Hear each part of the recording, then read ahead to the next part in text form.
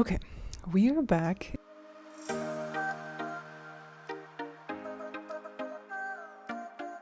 And I actually found that Christmas wasn't as bad as I thought it was going to be the actual day. Christmas Eve was still sad, but Christmas Day wasn't. And I think there was something important there that I learned about. Early in the day, I found myself feeling bothered by the fact that I was going to be doing that day alone, or at least mostly alone, because I did hang out with my friend for a little bit. But I was sitting there and I was like generating emotions that were like negative, and I was like, "Ugh, it's not even, this is just the morning. Like if I take this into the rest of the day, this impacts everything." And so I sat there and I was like, well, some people hang out, spend time with family and things, and actually they really don't like that day for that purpose. So being around people isn't necessarily a guarantee that it's going to make this day great. But what can make this day great is how I'm going to look at it. And so I started reflecting on all the benefits of doing this day alone. I'm like, there's nobody is going to be bothering me. I can go hiking just whenever I want to, and then watch a movie and make some nice food. It was just, I was like, oh, I could just, there's a lot of freedom to this, and actually I can just make it really cozy and pleasant. And then, my friend stopped by, and so I still had that, which is wonderful. Just like all very like relaxing and beautiful. And I was like, this is actually really nice.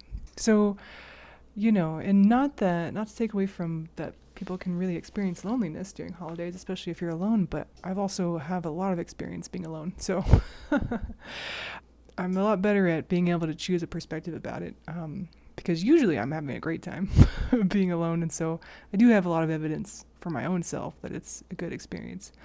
But it was a moment of realizing I could consciously choose, and then I could reflect upon, sort of add imagery in my mind around like, oh, there's lots of great things about doing this way. And I can also say that even with that, I still want to do it differently like next year, sure. And I can work towards that. And when you're in the midst of it, when you're not going to change it because it is upon you, you get to choose your perspective. And then that impacts your whole experience, And what if you chose a perspective that was really empowering and really gentle and loving and kind towards you, and like reflecting on all the positives? Because at least in most circumstances, there is some positive about it. Yeah. So, also, this video is about the preparation for this new journey I'm going on.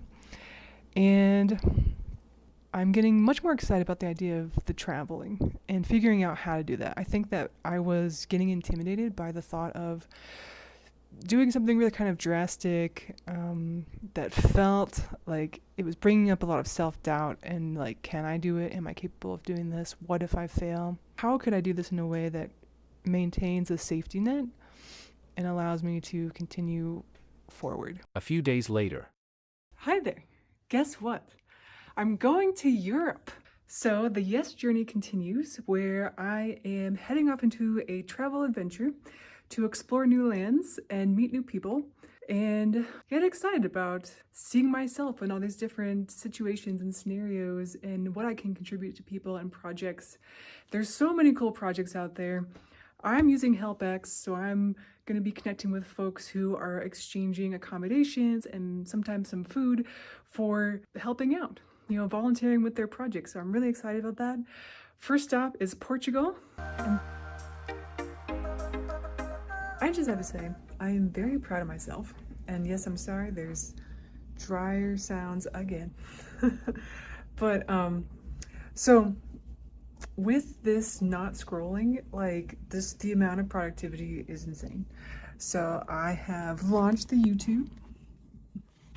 And then today, I also created a landing page for me to be able to gather email addresses for folks who might want to be part of the community in the future. In addition to that, let's jump over to Canva, because I realized as I was creating an email sequence to go along with this newsletter, I wanted to offer a free gift, which is the Living Yesfully workbook.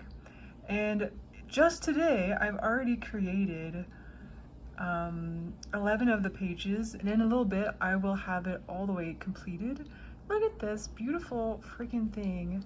I'm so excited. And really, this is day 2 of saying yes to me and the being the creator, not the consumer, and just a lot of creativity is already flowing, and I'm really, really excited and happy. And yeah, just wanted to give you an update.